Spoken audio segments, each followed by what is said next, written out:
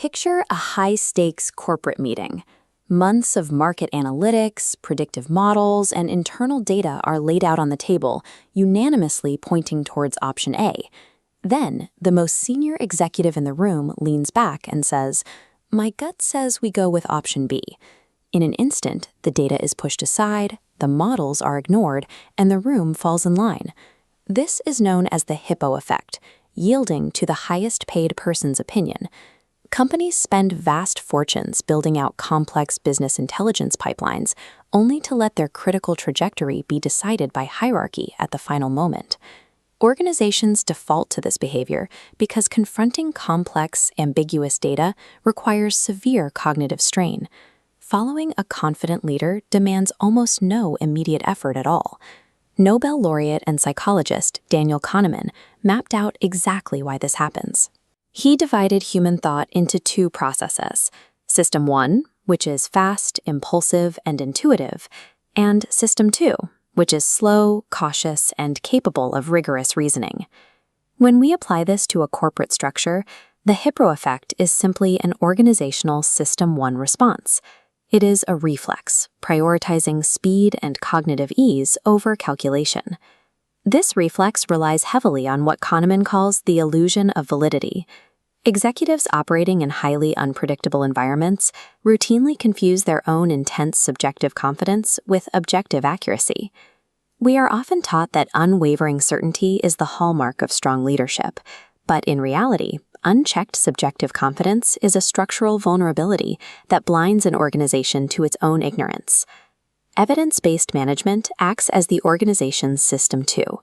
It is an intentional, deliberate, and exhausting process. It requires triangulating between four separate pillars: raw organizational data, direct stakeholder input, established scientific literature, and structured practitioner experience. Only where these overlap do you find a validated decision. Yet these pillars are routinely ignored in favor of a cognitive shortcut known as what you see is all there is. We naturally build the best possible story from the limited information right in front of us. When a senior executive shares a confident anecdote, it presents a perfectly coherent, emotionally vivid narrative. That coherence automatically triggers our associative machine to suppress doubt and accept the premise. Processing a neat story is easy.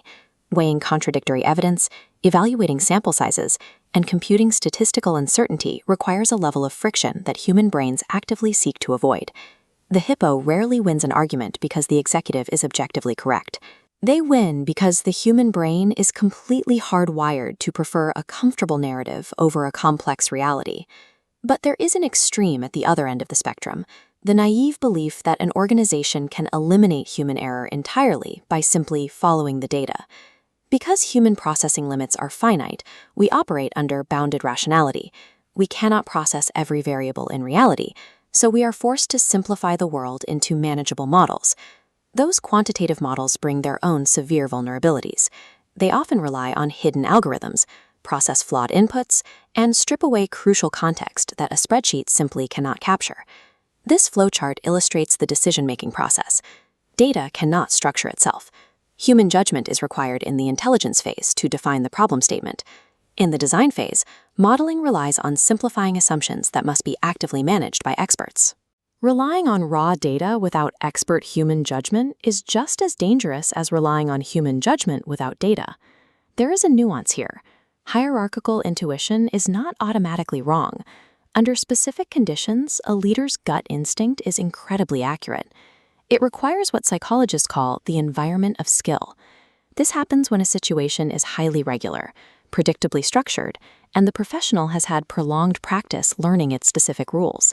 For clinical nurses or fireground commanders, rapid, intuitive decision-making is highly valid. It's a finely tuned instrument of tacit knowledge operating in an orderly space. Corporate strategy, however, rarely provides that regularity. Market forecasting and long-term planning exist in a zero-validity environment. The basic unpredictability of future events renders historical gut instinct largely useless. The goal of evidence-based management is not to destroy human intuition. The goal is to accurately diagnose the environment before allowing intuition to take the wheel. Ultimately, we have to look at the organization itself as a factory. and its primary manufactured products are judgments and decisions. Companies spend millions relentlessly quality controlling their physical goods and software pipelines, yet they allow their most strategic, high-stakes decisions to bypass quality control entirely. Instituting cognitive quality control means establishing rigid routines. It means using independent checklists.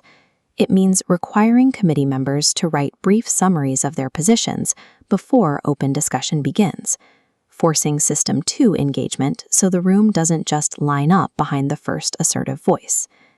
That executive's instinct might have been accurate. The systemic failure occurred when the room deferred to authority, allowing intuition to stand without friction or review. To survive in a complex world, an organization has to shift its default culture. It has to stop asking, "Who says so?" and start demanding, "How do we know?"